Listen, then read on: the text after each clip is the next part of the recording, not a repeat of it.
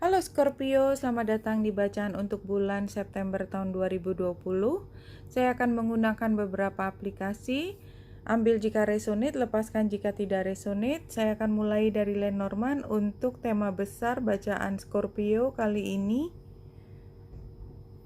Iya, ini adalah tentang domestik, situasi di rumah, orang-orang tercinta, dan memfokuskan kepada mereka yang tercinta, beloved ones, ya, beloved ones, the loved ones. Di sini kalau kita lihat dari astrologinya, pada saat ini kejadian besar itu atau perubahan besar itu mempengaruhi bagaimana Virgo melihat makna dari pasangan, dari mitra kerja kalau memang bukan romantik, dari orang yang setara dengan Virgo. Ada perubahan cara pandang dari Scorpio. Perubahan ini Scorpio, kalau saya salah ngomong tadi, ini adalah Scorpio. Scorpio saat ini adalah melihat apa yang paling membuatmu bahagia. Dan kembali lagi, kedepannya maunya apa? Apakah Scorpio akan terus berada di situasi yang berputar terus? Rasanya tidak. Jadi Scorpio sudah melihat bahwa saya harus move on, saya harus berfokus pada masa depan. Oke, memang saya happy pada saat ini, tetapi kalau ini sudah berulang seperti masa lalu yang kaset yang terus berulang tetapi tidak ada kemajuan dari situ, dan Scorpio sudah lelah. Jadi kadang-kadang kan kita senang pada satu hal yang memang ada masalah di situ, ya. Kita excited terhadap sesuatu, tetapi itu hanya beberapa saat.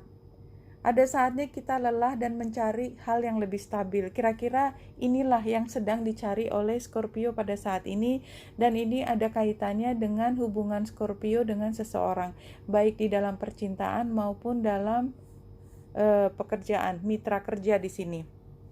Nah, itu adalah fokus pada bulan September.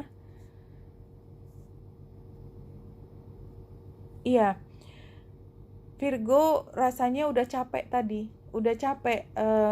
Iya, aku seneng sih, cuman kayaknya kalau diterus-terusin kayaknya udah deh, aku udah nggak pingin lagi juga.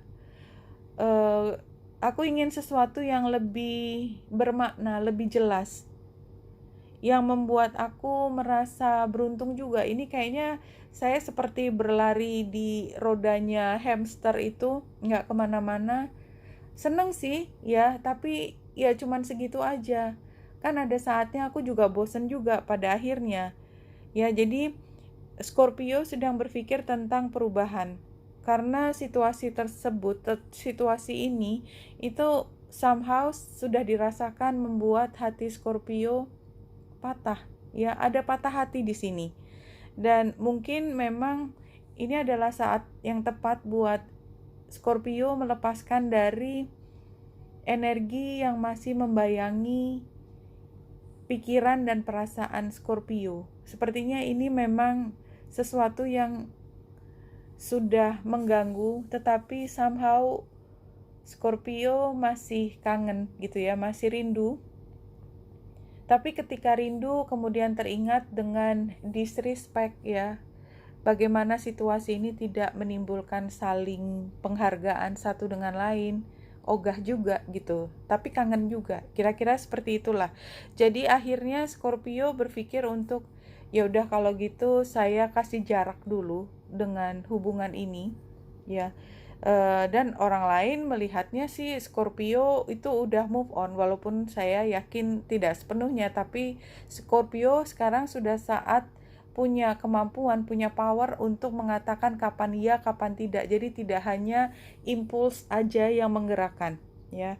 Karena memang Scorpio mencari kebahagiaan yang lebih hakiki, walaupun itu harus mulai dari awal lagi. Itu yang saya lihat dari bacaan kali ini.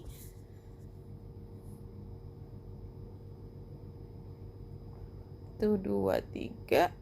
Oke. Iya, most spirits surrender now. Jadi ketika cahaya lain sudah terlihat. Jadi dulu tuh rasanya hal tersebut yang sekarang sudah akan ditinggalkan atau hubungan yang akan ditinggalkan itu selalu memanggil hatinya Scorpio, dan tanpa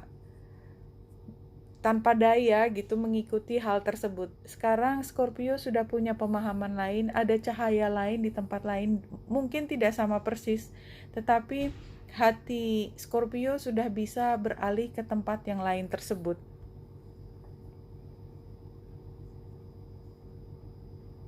Kita lihat dari relationship spreadnya dari tarotnya.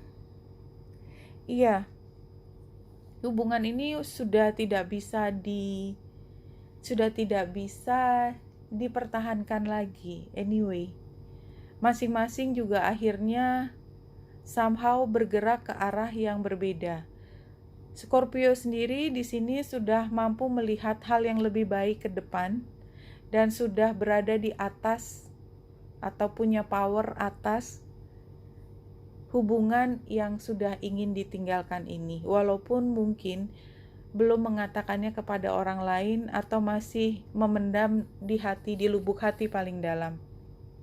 Si dia memang juga sudah ingin meninggalkan situasi tersebut, situasi ini, menunggu kapan benar-benar berakhir, dan sebenarnya dia belum ingin masuk ke situasi yang baru, tetapi somehow itu tidak terelakkan, dia juga akan masuk ke dalam hubungan yang lain.